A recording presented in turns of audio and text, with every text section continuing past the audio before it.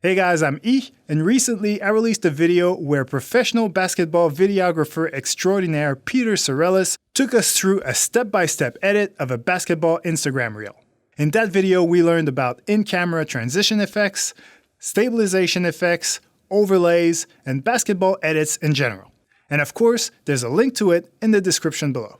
But since the video was over 30 minutes long, I decided to cut it down into shorter versions, each one dedicated to one effect or one technique from the original video. So what you're about to watch right now is one of those cut downs fully dedicated to editing in-camera transitions. Take it away, Peter.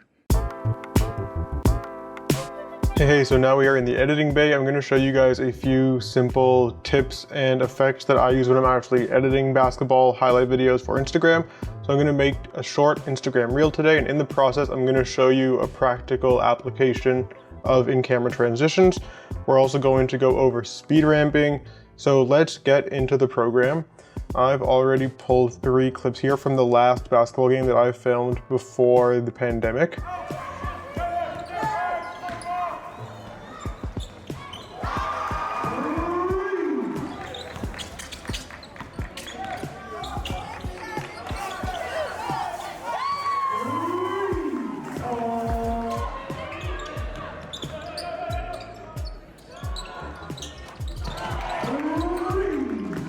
So I got the 3s there, and I want to kind of find a way to cut them together seamlessly. So I'm going to pull one onto the start of the timeline here. I ideally want to start this at a position where there's some motion blur, like when the camera's whipping, something like that. So let's cut this maybe here. And then here the ball goes in. That's good, and the camera whips away, so let's stop it there. Now let's grab the next clip I want, take this one, and let's find where I want this clip to start. There's like a camera whip from left to right here, so I can probably get away with using that. Let's take that and put it here, since that whip kind of aligns with the one from the previous clip. And we'll put those end to end, so now when you play this back, you kind of get this like whip effect. Maybe I can take a couple frames off of that. Couple more. We'll finesse this later, but this is roughly what we're looking for. And let's play this clip through. Ball goes in, and then we kind of get like a little weird camera shake thing. Let's just stop it there. And we'll bring this clip on, and we have a little, let's see, kind of a weird camera shake thing as we zoom in for the 3, like this guy's out of focus and then he kind of comes into focus. So maybe right here we'll start the clip. And he goes up and shoots, then you whip the camera, so we'll cut that there. This should take a lot of like the whip pans and stuff that we did in the in-camera transitions and put them together, so when you play this through in a loop, it should look like all the clips kind of blend together a little more seamlessly than if you did hard cuts. So let me just see if this worked.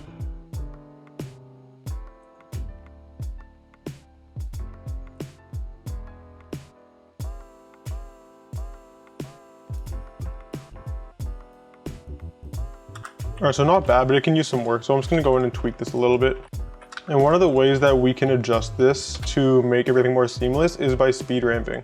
This helps you just get through clips faster, and it kind of creates a more seamless transition because things just happen really quickly and the audience doesn't have time to react to the fact that you're switching clips. So this transition here is kind of like jittery. I feel like this clip 204, the whip pan is a lot slower than 174. So let's go show clip keyframes, time remaining speed, and we're going to speed ramp this. Hold command and click, and that'll give you this little thing. You can drag it out, and now whichever side you drag up is gonna get faster. So we're gonna drag this end up to make it faster. Let's go to like 160%. And that will make the whip there faster, and this should help make it more seamless. Maybe we just need to take some frames off of this. These in-camera transitions are very much about just like tweaking things. So you're not gonna get it the first time, you're gonna have to play with it. That wasn't horrible. Maybe a couple more, maybe I'll take a couple frames off of this one and put them onto this one. Let's see how that looks.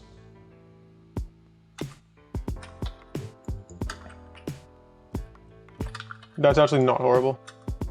Let's actually add some slow motion to this as well while we're at it. So I'll add another one of these, drag it out. I'll just pull this clip way off for a sec. And we're going to bring this down to 20% since I shot this in 120 frames per second and our timeline is 24 frames per second, as you can see right there.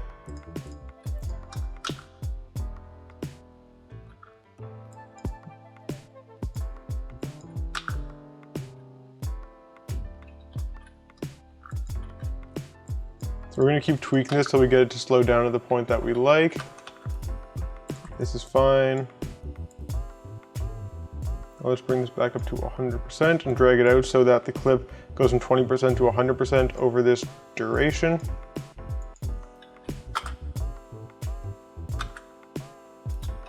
Now it goes in, so let's add a speed ramp here. We'll speed ramp into the next clip.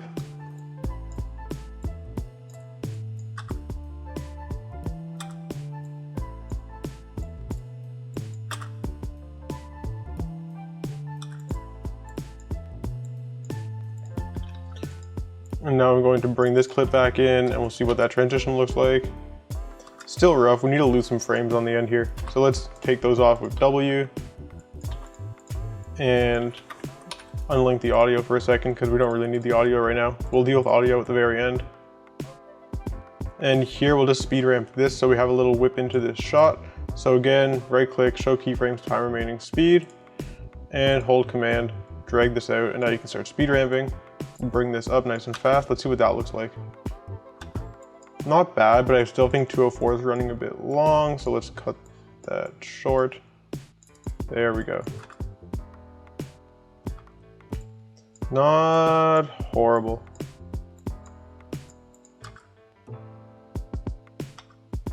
Tighten that. Let's tighten this up a little so that by the time we get to the guy actually shooting the ball, he's at regular speed. That's not bad. Now let's add some slow motion while the ball is in the air.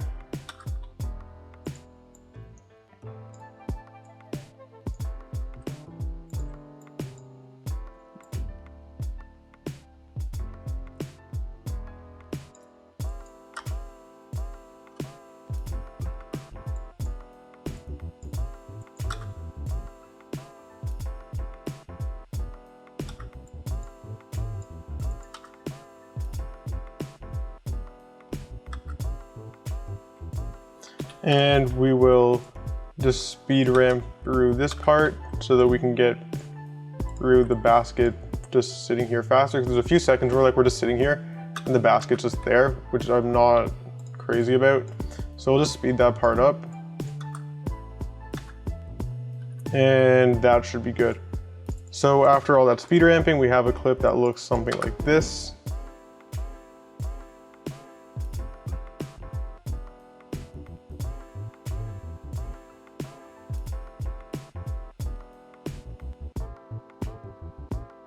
As I just noticed something, in this clip, we end by whipping from right to left, and then we start again by whipping from left to right. Let's change that. I'm gonna bring this clip out a little. And we have this moment here where we whip from left to right. Let's start this clip there, so that now when we play the end back, it'll actually loop perfectly with the start. So we have a whip from right to left, and oh, nope, never mind. What do we need here? Do we need this? Let's see here, we have a whip from right to left, and then we start on a whip from right to left. That makes sense. Cool. This process does take a little bit of finessing. You need to play with it as you're seeing here, but I wanted to give you guys like an authentic picture of what this looks like, though now we have a pretty seamless transition. I actually think this is a little bit too slow. We stay on this for too long, it's not that important, and I kind of want to keep this moving.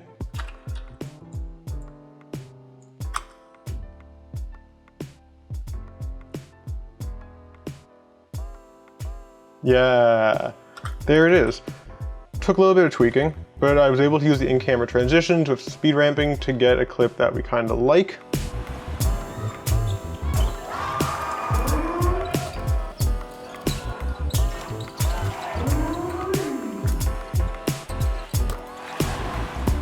If you enjoyed this editing lesson from Peter, make sure you visit his YouTube channel where there's a ton of similar content.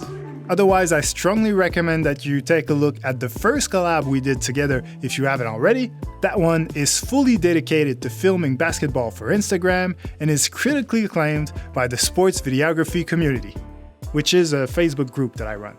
But anyway, on that note, thank you for watching. Go follow Beyond the Game TV and Peter Sarellas on Instagram. And once again, I hope I earned the privilege of your time.